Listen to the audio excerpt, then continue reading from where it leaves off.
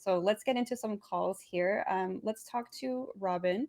Robin is calling in from Washington, and they want to know how to deal with internalized shame for associating being submissive with femininity.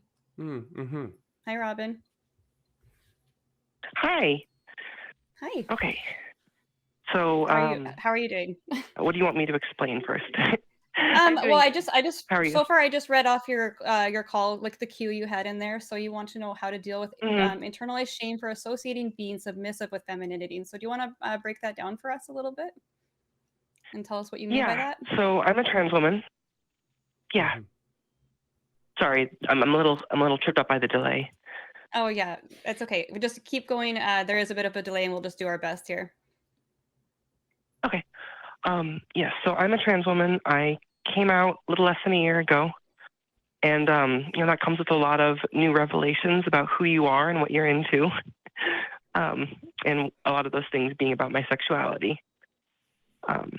And I'm a submissive, like extremely so. Like I'm having more fun with sex than I even thought was possible. But I'm also a very anxious person, and I have a lot of internalized shit that I project onto myself. Mm-hmm. And one of the things I've been struggling with is worrying that the only reason I think I'm submissive is because I associate it with femininity. And that by doing so, I'm reinforcing stereotypes about women. Yeah. And basically, as people whose opinion I respect, I kind of just wanted to hear you explain why that's wrong. Sure. Yeah. Well, I mean, you have permission to be as feminine and or as submissive as you want to be. The way that you play, the sex that you're having, I don't know that that's something that you need to answer before Judith Butler and or God for. Like you are welcome to be whoever you need to be in that sort of playful situation, because that's what sex is. Right? Like the whole dom sub master sub dynamic, that's just play. Yeah, It's purely silliness. in the bedroom. Yeah, and that's all sex is mammalian play. I mean, like little tiny baby tiger kittens ferociously attack each other in their own mind because they're terrified of having to go out into the world and hunt for themselves. If I can anthropomorphize these big cats a little bit, like we ourselves, we take the things that we're afraid of. We might think that like we're excited to go to war and that's why we want to be space marines, but really we're kind of terrified of death, and that's why we make art like John Wick movies where we can sort of laugh in the face of death. Like the things that we are afraid of are very much the things that we play around with, and very often the things that we eroticize. And so it makes sense to me that if you are at a moment in your life where you are coming to terms with your gender and beginning to access your femininity, that powerful, beautiful, powerful thing could also be really fucking scary. And that you would want to eroticize that and play with that a little bit, because playing with something in a like non-dangerous, outside of the real world kind of way, that's how we gain a sense of mastery over it. That's how we get comfortable with it, is when we do it naked and sillily and in our bedrooms alone, or with the people that we can be intimate and trusting with. That's our opportunity to goof around before we are obligated to take those things seriously and to be more responsible about the way we see gender. How does that land with any of y'all? Yeah, I love that, Christy. I think you answered it the best. You're the expert here. But I'll throw in a book recommendation because I feel like that's what I'm here for. I read this book in grad school called Techniques of Pleasure by Margot Weiss, and it's an ethnographic study of BDSM community in, I think, San Francisco. And they sort of interrogate this issue in one of the chapters, and she kind of goes into this explanation of how, feminist theorists have argued over this very topic. I love that you mentioned Judith Butler, I can imagine. Christy.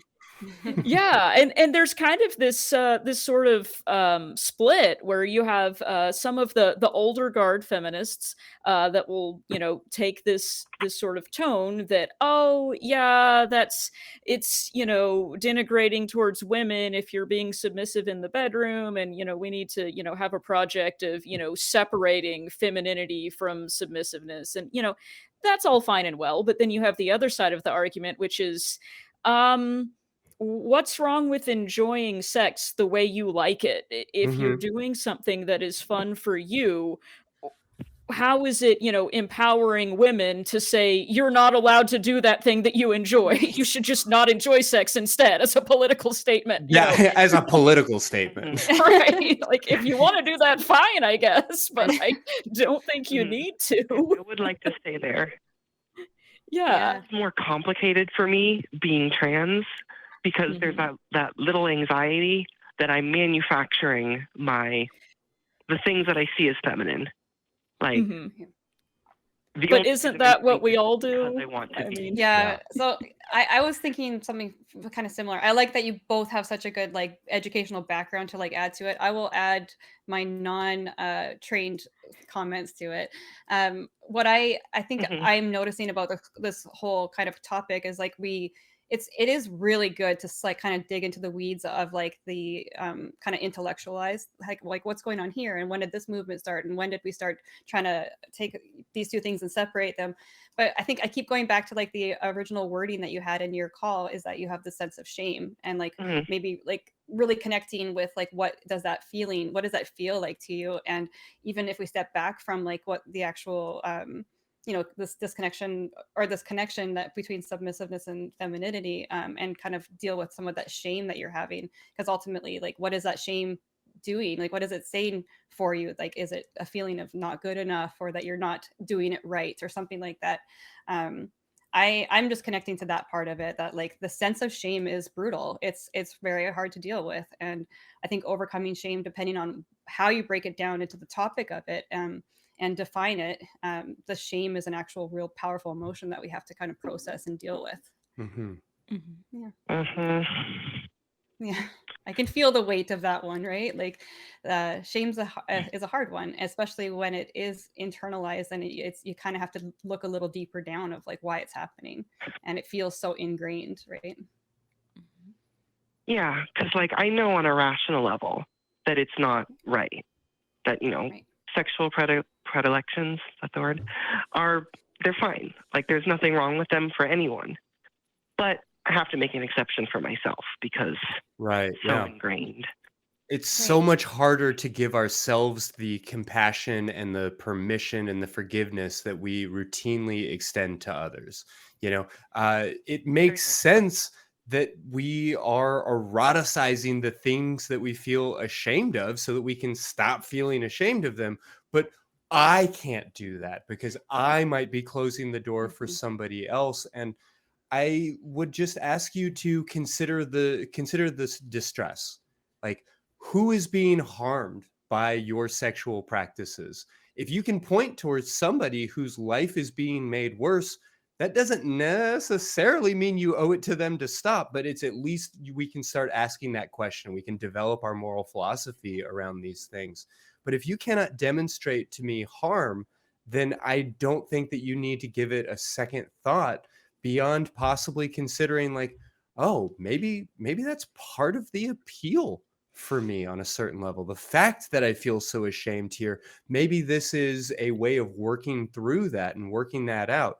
Now, if you feel like these things are escalating or starting to get turned around and you feel all twisted up in it, maybe it is okay to take a step back. Maybe it is a good idea to start to process these things verbally with somebody else, bringing in a professional or investigating the literature. Like, it's okay to pause if you're starting to feel pain, but I don't think that you need to force yourself to feel that pain. I don't think that you need to punish yourself for enjoying something. If you are, in fact, enjoying it, just give yourself permission to enjoy it.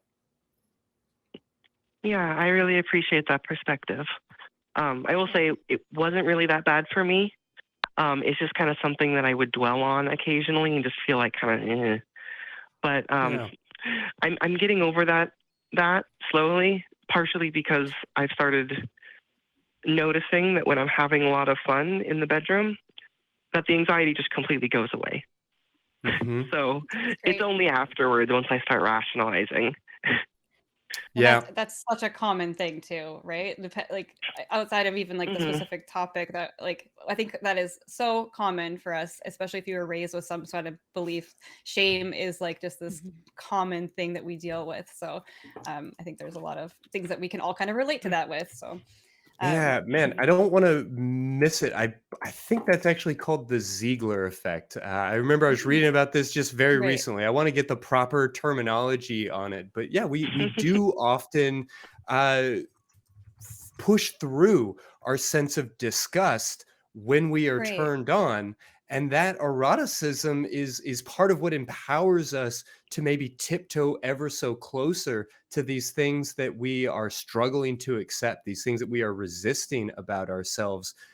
That erotic energy can be a power or a force to get us to actually like look at, pay attention, be mindful about the things that we would otherwise be avoiding in our lives. So, no obligation to Honestly, power that was one through of if you're the feeling uncomfortable, but it's good. and sometimes just knowing that mhm. that's a normal effect, that like after you've kind of finished whatever it is that was feeling really good at that moment, afterwards knowing that that's a very normal effect can also help you kind of sit through it a little bit longer, or like sit with it and be like, oh, here comes the post nut clarity or whatever Yeah. people will call it. And this will only last a little bit. I'm just gonna get myself a glass of water and it'll pass, and then I'll probably do this again sometime. And that self-compassion thing is coming up again too, that oh, this is just normal. It's normal to have this, especially with different backgrounds and that sort of thing. Mhm. Yeah. Yeah. So And Yeah. how's that I'll all just sitting? say very nerdily and very briefly, I was incorrect about the Ziegler effect. The Ziegler effect is when you don't nut and don't get to have that post nut clarity. Right. I'm very much bastardizing this much more complicated scientific idea, but I want to clarify that for the audience since I misspoke. It's not that. Yeah, you clarified that it's not called that. Right. So I hope that definition ends up in a textbook at some point, Yeah. Christy. At least Urban Dictionary. Yes. That's good. Well, Robin, it was really nice talking to you. Is there anything else you wanted to bring up before we let you go? oh yeah, no, that was it. Thank you very much. Okay. Yeah, Thanks for thank you your so time. much for calling in, and hopefully we'll talk to you again soon.